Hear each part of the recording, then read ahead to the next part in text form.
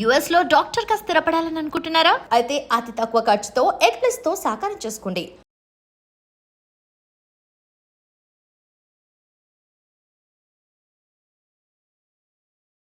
ఈ వయసులో మీరు ఏడుస్తారా అన్నదానికి ఈ ఆన్సర్, ఇంత పెద్ద ఆన్సర్ వచ్చింది. అంటే నేను ఏడవకపోయిండొచ్చు, ఇంత ఇది పోయిండొచ్చు. కానీ ఇక్కడ జరిగింది ఏంటంటే నేను కాపాడేసి ఉండొచ్చు. కానీ అక్కడ ఒక 5 minutes ఆ డిలేని చూసి ఐఎమ్ ఫీలింగ్ గిల్టీ. మొన్న ఈ లాస్ట్ సరే ఇక్కడ వెళ్ళినప్పుడు ఏడవకూడదు ఈ లాస్ట్ సక్సెస్ మీట్లో అని పోతే అక్కడ పెద్ద ఫోటో, మా మమ్మీ ఫోటో. ఆ లుక్ ఏంటంటే నాకేమనిపిస్తుంది, ఏంట్రా నన్ను వదిలేసేవారు కదరా, నన్ను కాపాడి ఉండొచ్చు కదా అన్నట్టు అడిగినట్టు ఒక ఫీలింగ్. దానివల్ల నాకు ఆ ఫీలింగ్లే ఉండాను కాబట్టి నాకు ఆ గిల్టీ ఫీలింగ్ వల్లనే నాకు ఏడుపు ఎక్కువ అయిపోయింది. I'm feeling guilty even now because I have ఎన్నో ప్రాణాలు కాపాడి ఉన్నా. నా మమ్మీ అదే కర్మ అని మా ప్రొఫెసర్ అలాగే జరిగింది. మా ప్రొఫెసర్ వాళ్ళ వైఫ్కి 33 years వాళ్ళ వైఫ్. ఆవిడ ఒక సీరియస్ అయితే ఈ వాంటెడ్ టు గివ్, లాస్ట్లో ఆయన దగ్గర మెడిసిన్స్ అన్నీ ఉన్నాయి, సిరింజ్ లేదు. ఆ సిరింజ్లో వెంటనే అడ్రినలిన్ తీసి ఇచ్చుంటే సబ్క్యూటేనియస్గా ఇస్తారు, హార్ట్ లాస్ట్ మినిట్ మెడిసిన్. ఆ మెడిసిన్ ఇవ్వడానికి ఆయన సిరింజ్ వెతికినారు, ఇంట్లో లేరు. సో ఆ తర్వాత దాని గురించి మాట్లాడుతుంటారు, కర్మ చూడు అదే అలా జరుగుతుంది అన్నట్టు. అలాగే మా మదర్ విషయంలో కూడా మీరు ఇంత మీరు మాట్లాడుతుంటే చిన్నపిల్లాడు మాట్లాడినట్టే ఉంటుంది. అంటే మామూలుగా మనుషులు ఆచితూచి మాట్లాడి లెక్కలు వేసుకొని మాట్లాడే వాళ్ళు మెంటాలిటీ ఎలా ఉంటుందో తెలియదు, కానీ మీలా ఓపెన్గా మనసు విప్పి మాట్లాడే వాళ్ళని చూస్తుంటే ఏ కల్మషం లేదు, చిన్నపిల్లల్లాగా అనిపిస్తుంటుంది. ఇలాంటి మాటల వల్ల మీకు ఇండస్ట్రీలో ఎటువంటి ఇబ్బందులు వచ్చాయి? చాలా ఇబ్బందులు. నన్ను అర్థం చేసుకున్న వాళ్ళు ఓకే. నిన్న కూడా ప్రవీణ్ సత్తారు ఈయన సందీప్ కిషన్ అడిగారు క్వశ్చన్, రాజశేఖర్ దగ్గర మీ నచ్చని విషయం ఏంటి అని అడిగారు. దానికి ఆయన అన్నారు, ఓపెన్గా ఉంటాడు, అది నచ్చిన విషయం అలుగుతాడు చిన్నపిల్లలాగా అన్నారు. ఓహో, నేను చిన్నపిల్లల చైల్డిష్గా ఉన్నాను అని అనుకున్నాను. కొందరు అనుకుంటారు, నేను కూడా కొన్ని విషయాలలో ఏదైతే చెప్పకూడదో అది తెలియకుండా ఫ్యాక్ట్ని చెప్పేస్తాను, దానివల్ల హర్ట్ అయిన వాళ్ళు కూడా ఉన్నారు. ఇప్పుడు నేను కొంచెం కేర్ఫుల్గా ఉంటున్నాను, let me not hurt by saying facts అని ఉన్నాను. బట్ చాలామందికి అంటే నేను మాట్లాడడానికి ఇలా ఓపెన్గా మాట్లాడిస్తున్నాను. ఇప్పుడు రెమ్యునరేషన్ మాట్లాడినా కూడా నేను ఇంత ఇదే అండి అని నేను చెప్తాను. వాళ్ళు తగ్గించే వాళ్ళు తగ్గిస్తారు, కానీ అలా మాట్లాడడం తెలియదు నాకు. కానీ ఇప్పుడు జీవితం ఫర్ అన్ ఎగ్జాంపుల్ నేను ఒక 75 lakhs రెమ్యునరేషన్ అనుకోండి, జీవిత వాళ్ళు ఏమంటారు 125 or 1 crore చెప్తారు ఓ మాటకి.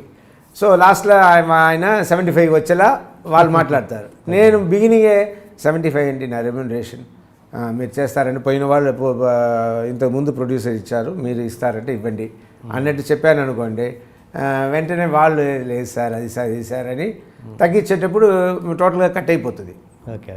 నేను ఏదో రూడ్గా ఉన్నట్టు. జీవిత అంటే వాళ్ళ దగ్గర అన్ని విషయాలు వింటుంది.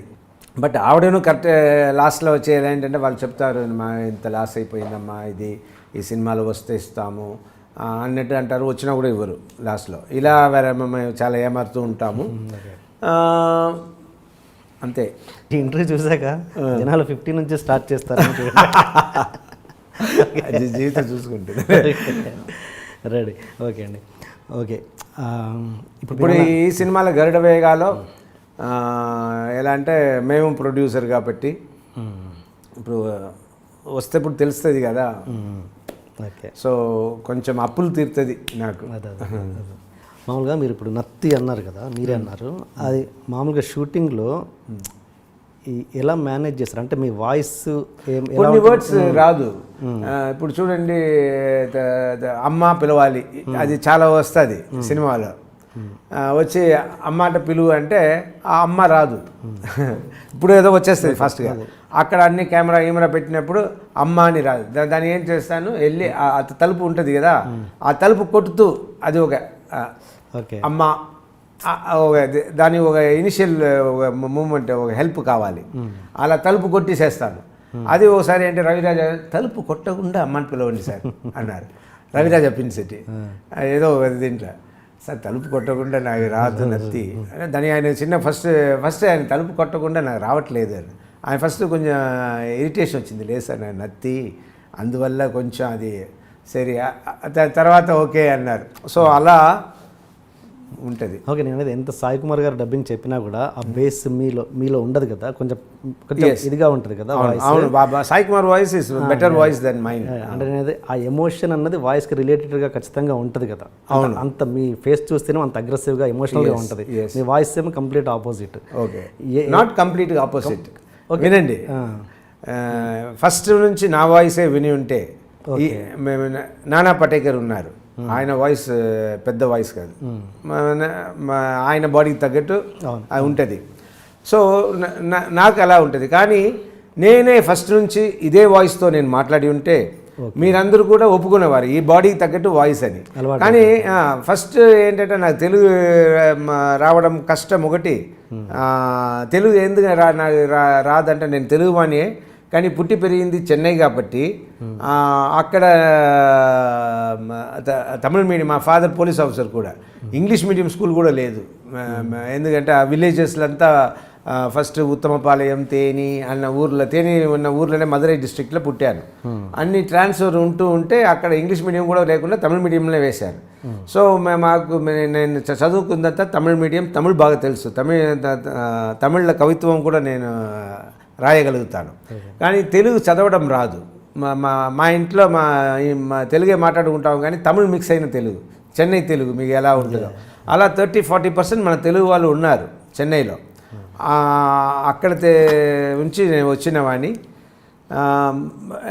సో నా మాటలు ఫస్ట్ టి కృష్ణ గారు, నాకు తెలుగు సరిగా రాదు ఒకటి, రెండవది వచ్చి నత్తి, డబ్బింగ్లో లూప్ వస్తుంది, వచ్చి మాట్లాడే లోపల వెళ్ళిపోతుంది కదా. సో అందువల్ల ఏం చేశారు ఆయన, తెలుగు రావట్లేదు నాకు నత్తి ఉంది కాబట్టి సాయి కుమార్ని డబ్బింగ్ చెప్పించారు. చెప్పించినప్పుడు అదే అలవాటు. ఆ అలవాటు అయిన తర్వాత అందరూ దానికి అలవాటు అయిపోయారు. ఇప్పుడు మీరు అదే అడుగుతున్నారు. మధ్యలో సాయి హీరో అయ్యారు. అవును, హీరో అయ్యి ఆయన ఒక మాట అన్నారు, నా weapon, voice is my weapon, year after I will not use for anybody else అన్నట్టు ఆయన ఒక స్టేట్మెంట్ ఇచ్చారు. అప్పుడు నేను సుమన్ గారికి నా వాయిస్ ఇస్తున్నారు. సో మేమిద్దరూ వేరే వాయిస్కి వెళ్ళాల్సిన అవసరం వచ్చింది. సో నేను అప్పుడు సాయి వాయిస్కి దగ్గర ఉన్న వాయిస్ ఏ వాయిస్ అని వెతికాము. వెతికితే శ్రీనివాసమూర్తి అన్న ఆయన వాయిస్ సాయి వాయిస్కి దగ్గర ఉండింది. సో ఆయన వాయిస్, ఆయన తర్వాత శివయ్య అన్న సినిమాలో ఫస్ట్ ఆయన చెప్పారు నా సినిమాలో. సో చెప్పి శివయ్య, సింహరాశి, మా అన్నయ్య, మా ఆయన బంగారం, అన్న, ఇదంతా వచ్చి శ్రీనివాసమూర్తి ఓ 10 years నాకు వాయిస్ ఇచ్చారు శ్రీనివాసమూర్తి. తర్వాత సాయి మదర్ ఉంటూ ఎప్పుడు సాయిని తిడుతూ ఉంటారు, నువ్వు రాజశేఖర్ వాయిస్ ఇవ్వాలి, how can you say no అని తిడుతూ ఉంటారు. నన్ను చూసినప్పుడు కూడా చెప్తూ ఉంటారు, వాడి బుద్ధి లేదమ్మా, నేను చెప్తూ ఉంటాను వాయిస్ ఇవ్వమని అని ఆవిడ అంటూ ఉంటారు నా దగ్గర. తర్వాత ఆవిడ చనిపోయినప్పుడు ఆవిడ డైరీలో కూడా రాసి పెట్టినారంట, సాయి నువ్వు ఎప్పటికైనా నువ్వు రాజశేఖర్కి వాయిస్ ఇవ్వాలి అని. సాయి అది నాకు చెప్తూ ఉంటాడు.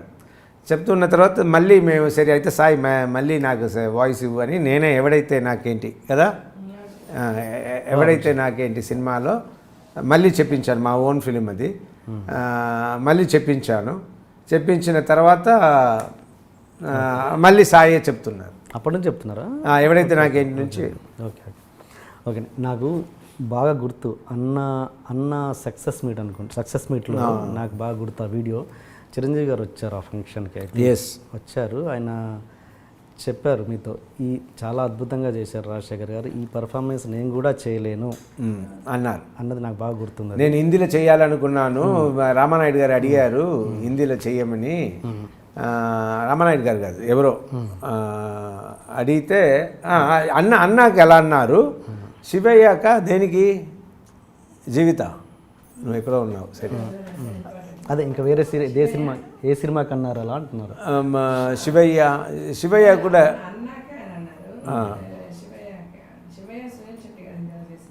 చేసింది, బట్ దాన్ని కూడా మెచ్చుకున్నారు. లేదు సారీ, అన్న సినిమాలో నేను చేసి ఉంటే ఆ ఇంటర్వెల్ సీన్ కొంచెం కష్టం అయ్యేది అన్నమాట అన్నారు. నేను అనేది ఏంటంటే ఒక తోటి ఆర్టిస్ట్ని అంత బాగా గుర్తించే చిరంజీవి గారి విషయంలో మీరు వాళ్ళు ఏదో ఫ్యాన్స్ తొందరపడ్డారు తప్పు చేశారని చిరంజీవి గారి మీద ఎందుకు కలిగారు మీరు? సరే ఇది మా ఉన్నదే తప్పే ఉంది. చిరంజీవి గారి మీద నేను అలిగిన దానికి కారణం అది నాకు బాగా తెలియవచ్చింది. ఇది చెప్పాల్సిందే. బాగా తెలియవచ్చింది ఏంటంటే అసలు వద్దు సార్, ఇది వద్దు. Okay, right right. ఒకటి గతం గురించి మాట్లాడితే మంచి మాట్లాడినా ఆయన వైపు మంచి అయినా నా వైపు మంచి అయినా దాన్ని మళ్ళీ గుర్తు చేయించడం వల్ల ఆయన ఫ్యాన్స్కి ఆయనకి ఇంకా కొందరికి నచ్చకపోవచ్చు, లేదు హర్ట్ అవ్వచ్చు. సో అందువల్ల అది అవాయిడ్ చేస్తే బెటర్ అన్నది. బికాస్ నా మదర్ చనిపోయిన తర్వాత నాకేమనిపించింది, జీవితం అనేది శాశ్వతం కాదు, అది అందరికీ తెలిసింది. కానీ నాకు ప్రాక్టికల్గా ఫస్ట్ ట్రాజడీ మా ఇంట్లో. ఈ ట్రాజడీ రాగానే నాకేమనిపించింది, మనం ఇంకా ఎన్ని రోజులు ఉంటామో ఎప్పుడు పోతామో మనకే తెలియదు. ఉన్నంత వరకు ఎవరిని నొప్పించకుండా మంచిగా వీలైతే మిగిలిన వాళ్ళకి హెల్ప్ చేసి బతకాలి. ఎవరిని మాత్రం ఏ విషయాలను హర్ట్ చేయకుండా ఉంటే బాగుంటుంది అన్నది కూడా నా మనసులో నేను అనుకున్నాను. So let us avoid which hurts somebody. Okay okay. And మీరు మొన్న ఫంక్షన్లో సక్సెస్ మీట్లో అన్నారు కదా, ఇది క్లారిటీ ఇవ్వడానికి కోసం మాత్రం ఈ ఒక క్వశ్చన్ అడిగి ఫినిష్ చేద్దాం మనం. సక్సెస్ మీట్లో అన్నారు చిరంజీవి గారికి ఏదో ఇప్పుడే కలుస్తున్నట్టుగా చాలామంది అంటున్నారు, బిఫోర్ మేము కలిసాము, ఇదే కాదు అని. బట్ జనాలకి ఎవరికి అది హింట్ లేదు కాబట్టి ఇప్పుడే కలిసినట్టుగా ఉంది జనాలకి, చాలా ప్రతి ఒక్కరికి ప్రేక్షకులకి. అంటే ఫర్ అన్ ఎగ్జాంపుల్ ఎప్పుడు ఫస్ట్ కలిసామంటే హుద్దూద్ ఫంక్షన్. హుద్దూద్ ఇది సైక్లోన్ తర్వాత ఒక ఫండ్ రైజింగ్ ప్రోగ్రామ్. నా దాంట్లో ఏదైనా తప్పు ఉంటే యూ స్టాప్ కరెక్టెడ్. సో మేము సైతం అన్న ప్రోగ్రాంలో ఫస్ట్ కలిశాను. అప్పుడు జనరల్గా హలో హలో అని మాట్లాడుకున్నాము. ఆ తర్వాత కొన్ని ఫంక్షన్స్లో హలో హలో వరకే మాట్లాడాము. ఊరికే హలో సార్, హలో రాజశేఖర్, బాగున్నారా ఇలా మాట్లాడుకున్నాము. తర్వాత ఎన్నో ఫంక్షన్లో అలా కలవడం జరిగింది స్టేజ్ పైగా.